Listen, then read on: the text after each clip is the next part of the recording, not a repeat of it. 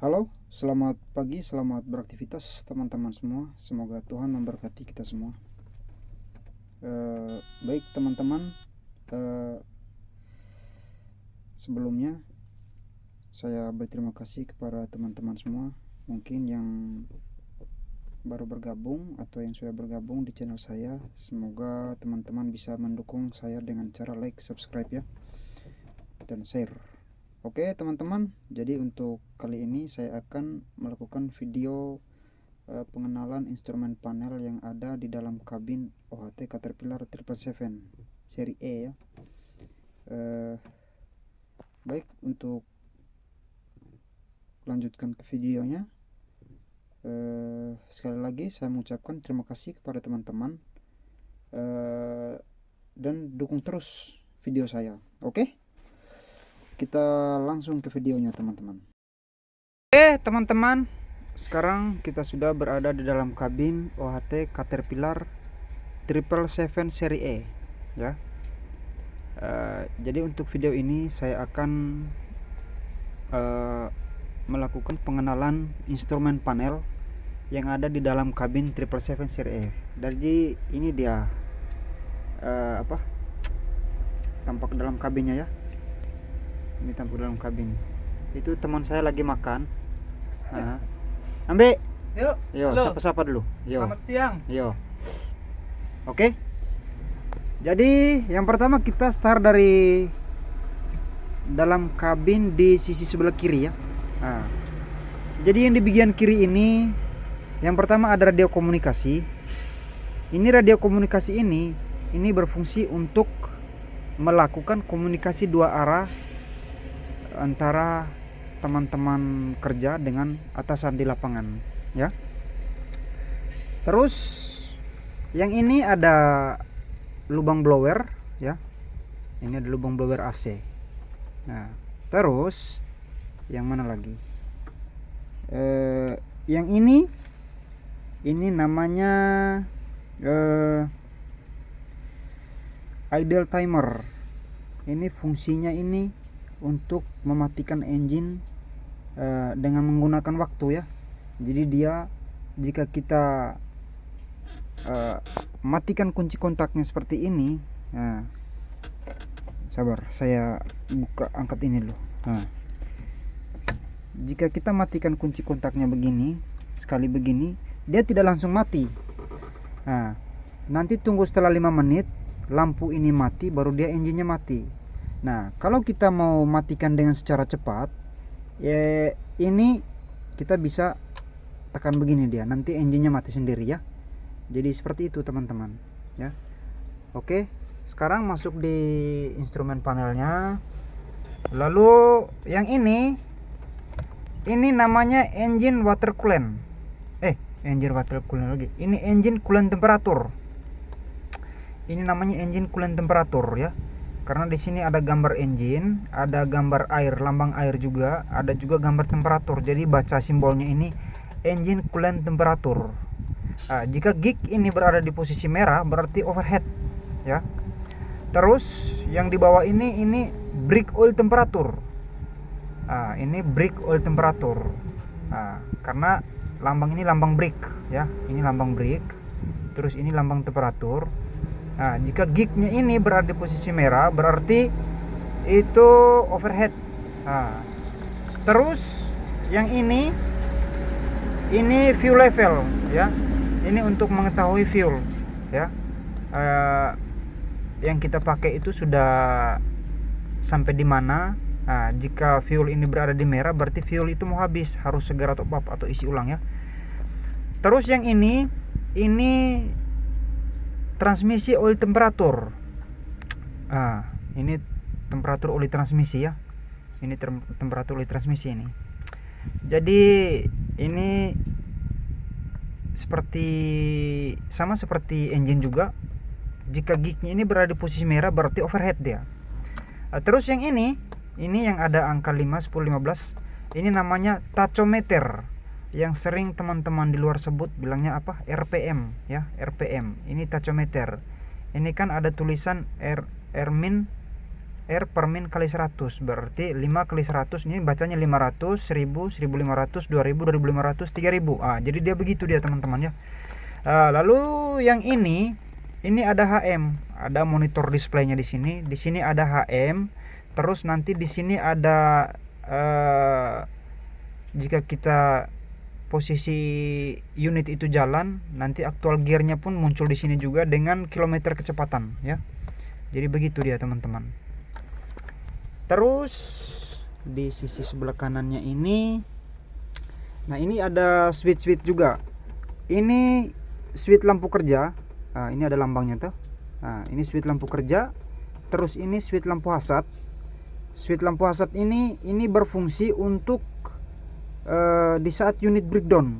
Ketika unit breakdown kita gunakan lampu hazard sehingga teman-teman yang lain tahu bahwa oh itu lagi breakdown ya. Atau di saat kita pengeskotan, escort ke workshop kah atau keluar kah, ini harus gunakan lampu hazard. Oke, lanjut. Terus yang di bawah ini lampu dashboard ya. Ini ada dua, ada tanda plus sama tanda min.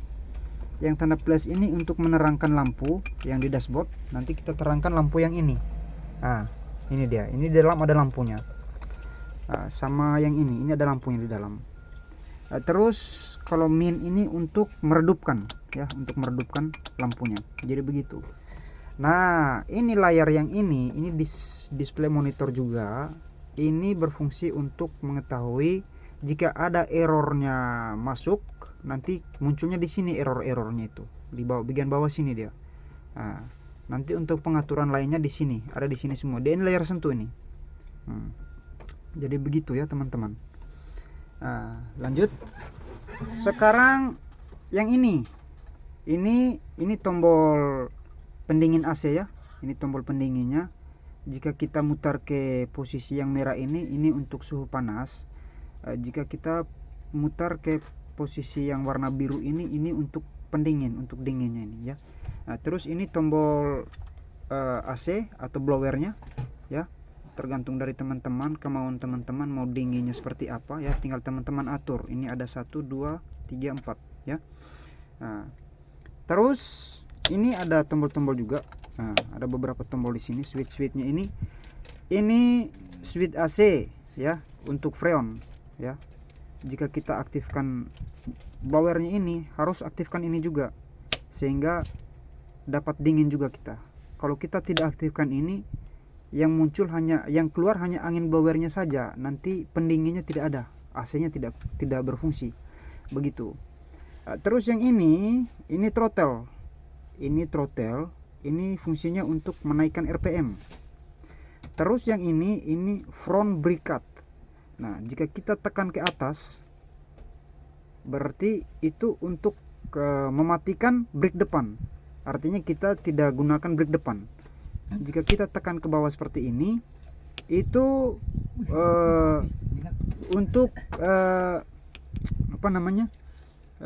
mengaktifkan brake depan. Jadi begitu ya. Jadi dari lambangnya ini teman-teman bisa tahu sendiri ini berarti kita tidak gunakan begini. Kita tidak menggunakannya, ini kita gunakan ya. Terus ini auto retarder ya. Ini fungsinya untuk menghindari dari engine overspeed ya. Terus ini tombol emergency steering. Nah, tombol emergency steering ini dia berfungsi di saat unit itu breakdown. Ketika kita memindahkan unit ke pinggir, bisa kita tekan tombol ini sehingga steering ini bisa kita mutar. Dia dengan durasi selama 90 detik ya. Tombol ini berfungsi selama 90 detik. Lewat dari 90 detik tidak berfungsi lagi. Begitu dia. Karena dia berfungsi hanya di saat emergency. Lalu yang merah ini tambahan. Sebenarnya ini kalau bawaan pabrik tidak ada, tapi ini permintaan dari setiap perusahaan lah. Ini ada tulisan fatigue warning. Ini alarm fatigue. Jadi dia setiap beberapa menit pasti alarmnya bunyi. Bunyi alarmnya. Untuk menghindari kita fatigue. begitu. Nanti untuk risetnya, untuk mematikan bunyi tekan ini aja. Nah begini. Nah begitu dia teman-teman ya. Terus lanjut kita di bagian steering. Seperti biasa teman-teman, ini steering ya. Yang ini steering. Nah, terus di steering ini ada klakson juga. Nah, ini klaksonnya ini. Ini klaksonnya. Nah, terus di sebelah kiri steering ini, di sini ada tuas. Ini ada tuas wiper. Nah, ini ada tuas wiper, mana dia? Begini dia. Oh ya. Ini ada tuas wiper. Untuk mengaktifkan wiper kita mutar ke atas gini. Nah, untuk mematikan wiper mutar ke bawah begini, begitu dia. Nah, untuk mengeluarkan air wipernya ini ada tombolnya di sini dia. Nah, tekan begini dia. Ini untuk mengeluarkan air wipernya tuh. Begitu, penghapus kaca ya. Terus di sini ada gambar lampu juga. Nah, jika posisi begini, ini posisi lampunya lampu dekat. Nah, untuk menggunakan lampu jauh kita tekan ke bawah begini ya. Ini teman-teman lihat. Nah, tekan ke bawah begini untuk menggunakan lampu jauh. Jadi seperti itu teman-teman ya. Nah, oke, terus yang berikut di sini ada tuas retarder, mana dia? Nah, ini dia. Ini tuas retarder ini. Nah, retarder ini berfungsi untuk mengurangi kecepatan pada unit ya. Jadi teman-teman tidak boleh menggunakan retarder di saat parkir. Kalau di saat parkir itu tidak diperbolehkan. Nah, di saat parkir otomatis kita harus gunakan parking brake. Nah, kalau retarder ini dia berfungsi hanya untuk mengurangi kecepatan. Jadi seperti itu, ya. Terus apa lagi? Nah, untuk di bagian transmisi, nah, ini shift lever pada 777 OHT Caterpillar 777 yang seri E yang terbaru. Jadi shift levernya simple dia. Dia shift lever terus parking brake semua ada di sini. Nah, ini sudah posisi parkir ya. Kita posisi parkir, jadi kita dorongnya itu mentok sampai di ujung sehingga terdapat parkir dia. Nah, begitu. Ini nanti lambang parking brake-nya menyala. Nah, begitu berarti masih berfungsi. Nah, jadi ini shift lever. Di sini ada parkir RND21. Switch lampu rotari. Nah, ini dia. Untuk mengaktifkan lampu rotari di sini dia. Oke, teman-teman. Terus apa lagi nih? Yang di kaki-kakinya. Ini yang di kaki-kakinya. Nah, ini. Ini yang merah ada emergency brake. Yang di tengah ini foot brake.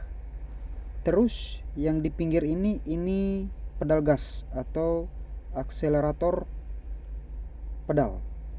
Jadi seperti itu teman-teman ya. Terus nah, di dalam kabin ini ada switch juga di atas, di bagian atas unit, di bagian atas kabin ini, di plafonnya. Di sini ada terdapat TCS, mana dia? Ini dia TCS-nya. TCS ini tombol TCS ini berfungsi untuk menyamakan putaran roda, belakang ketika unit itu amblas. Jadi dia berfungsi untuk menyamakan putaran roda belakang, ya. Terus itu yang ini, ya yang ini switch power mode atau eco mode. Nah, jadi dia di sini ada 3. Kalau untuk Caterpillar ini ada 3 yang keluaran terbaru nih. Nah, ini kita tekan ke bawah begini, itu economy mode. Kita tekan sekali, itu power mode. Ketika kita tekan ke atas begini, itu adaptive mode ini dia otomatis dia. Nanti ketika unit itu posisi kosongan, dia otomatis ke economy mode. Ketika unit posisi muatan atau di jalan yang mengisap, itu dia otomatis masuk ke power mode. Jadi seperti itu dia teman-teman. Ini tombol lampu tangga ini. Terus yang ini lampu tire, lampu samping kiri kanan tire. Terus yang ini tombol data link. Nah, ini data link, datanya CAT lah ya. Terus dilengkapi juga dengan layar kamera depan sama belakang ya. Ini layarnya ini. Ketika kita jalan nanti kita bisa tahu, bisa lihat di bagian depan, samping, belakang, begitu teman-teman.